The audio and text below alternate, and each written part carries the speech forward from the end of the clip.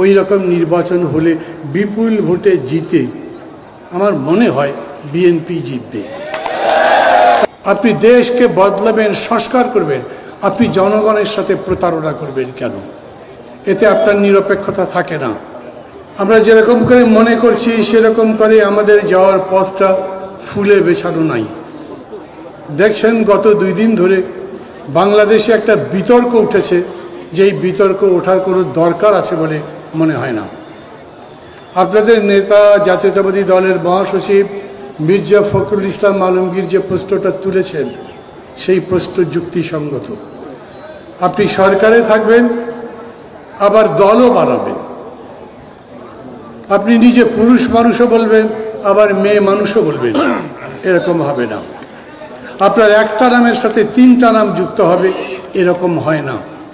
অতএব দল নিশ্চয়ই আপনি করতে পারেন, যদি দল করেন, ঘোষণা দিয়ে দল করেন, নিষেধ নেই গণতান্ত্রিক দেশে, কিন্তু ক্ষমতায় থেকে দল করবেন।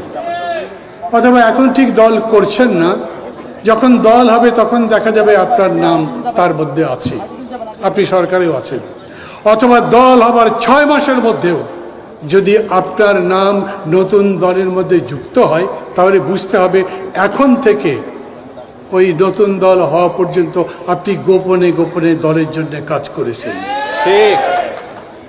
আপনি দেশকে বদলাবেন, সংস্কার করবেন, আপনি জনগণের সাথে প্রতারণা করবেন কেন? এতে আপনার নিরপেক্ষতা থাকে না।